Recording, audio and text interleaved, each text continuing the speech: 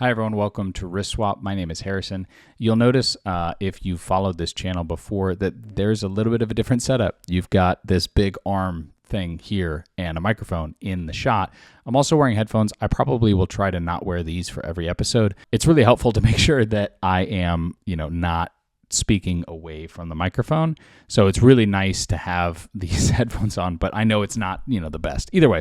So the point of this video is just to talk about some of the things I've been doing that have changed the way that I set up YouTube and how I've upgraded some of my game. Real quick, this video is sponsored by FlexiSpot. That's the sit stand desk here. I use it in a lot of different ways in all my videos, just because of how robust that they are. And I have one over there that's a permanent top-down shot, which is great because I can raise it so that the watch is always in focus. If I want a closer shot, all I have to do is raise the desk and I don't have to move the camera or the tripod or anything.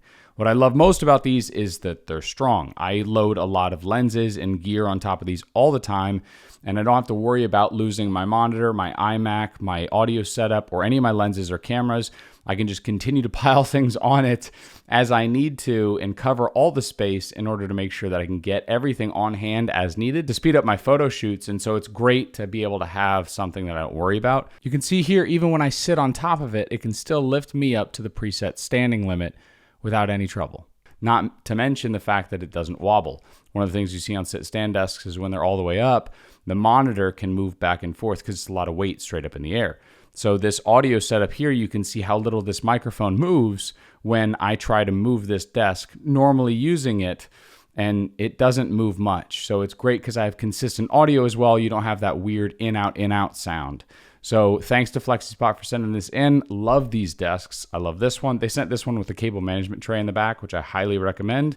If you don't have that, your cables fly everywhere, which is very complicated on a sit-stand portion because the cables have to be good or look good in both a sitting function and a standing function. This also has the power strip on the back too, which I love. So thanks to FlexiSpot for sending it in. FlexiSpot provides all kinds of standing desks and ergonomic chairs to meet your demands. If you want a premium standing desk for daily use, you can check out their E7 Pro C-frame. If you're in limited budget, you can choose the E2 model. It costs only $150, and you can get the basic standing function. Use my promo code YTB15 for 10% off your order over $500. So other than that, obviously one of the other upgrades is this audio setup. This is editing Harrison here. Real quick, the audio setup that I was about to introduce has actually changed again. So I originally had a Comica shotgun mic and I used that a lot. It sounded pretty solid. It sounded better at my apartment only because my apartment had books and mattresses in that room, and so it absorbed a lot of that sound. I moved from the shotgun mics to a lav mic, which is like a pinned up mic right here. And the lav mic was great other than the fact that I didn't want it in the shot. And so I kept it so low that the gain was pretty bad. And I always found lav mics with the wire running up my chest to not be a good look. I'd prefer, if I'm going to have a microphone in the shot, to have something like this. And so I switched to a boom arm right here. Originally, I bought the Shure MV7, and that's what most of this video is shot on, is the MV7.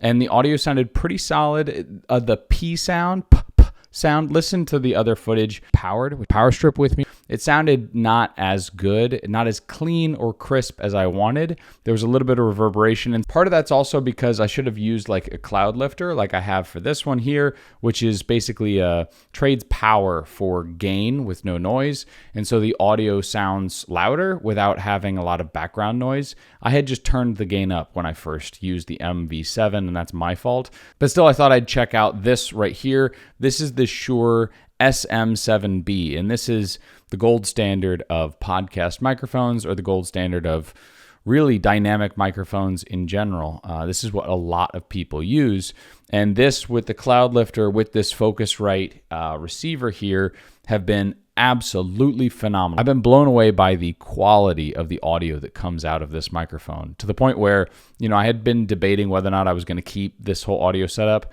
I don't know what it's going to look like physically, but I definitely love the quality that comes out of this thing, to the point where I am definitely using this. It's just a matter of how do I incorporate it into the shots to where it isn't as noticeable and as loud. But if you guys have any suggestions on that, let me know. But this is the new audio setup, and I absolutely love it. I hope your ears do as well. The camera's also upgraded. I had a Sony a7 III, which if you're watching this at this point where I talk about cameras, you know what a Sony a7 III is. It's fantastic, a middle ground.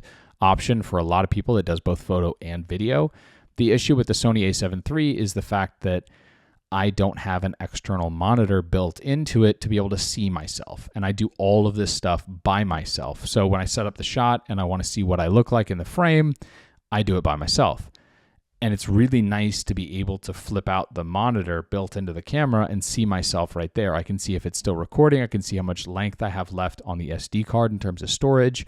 I can see what f-stop I'm at, what ISO I'm at. It's just nice to see all that. Before I used an external monitor that was powered, which meant I needed to bring a power strip with me and then it would work, which was obviously a hassle. I needed to plug it in with an HDMI cord, which it was buggy. Sometimes it would, it would work. Sometimes it wouldn't. I had to wiggle it to the right way and then it would work, which was obviously a hassle. And then obviously the a7 IV has a lot of other upgrades. Just in terms of color grading, it has more upgrades.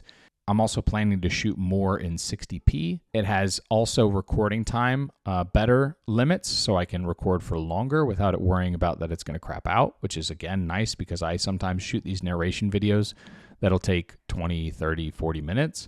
And then also it doesn't overheat as much. That was huge. When I pour these studio lights on these subjects, especially for watches, I'm doing a macro shot, which means I'm right next to the watch. And I have to have a lot of light in there. It means the lights are pouring onto the camera. The camera would overheat sometimes if I was doing a long shoot, for an hour or 3 hours. It would poop out multiple times, and I'd have to then shut it down, let it cool off a little bit, and then start shooting again.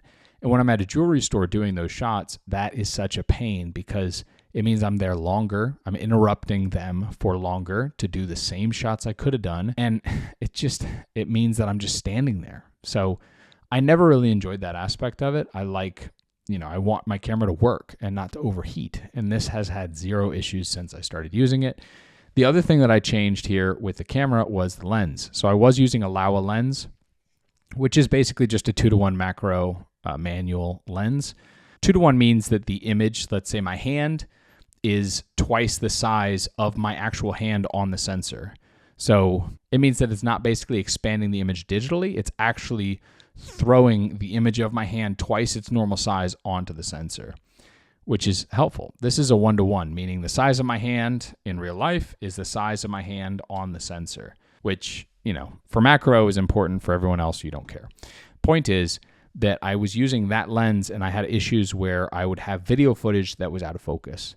I'd go back, I'd look at it, it'd be out of focus. Or I'd look at a video shot that I thought was pretty good in the camera, and then I would look at it on my computer, and it would be not as crisp as I wanted it to be.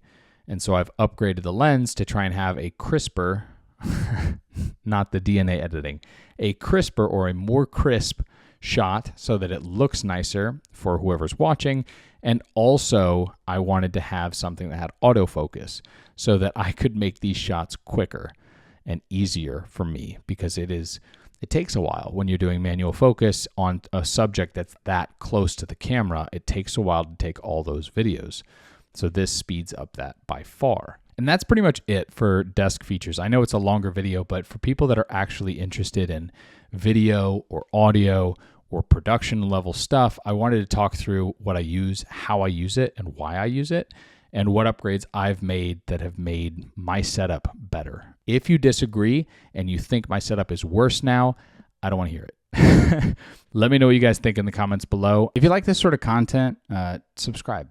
We do videos like this a lot, not just about watches. We can talk about cameras, video footage, all that sort of thing. I'll see you guys in the next one. Take care.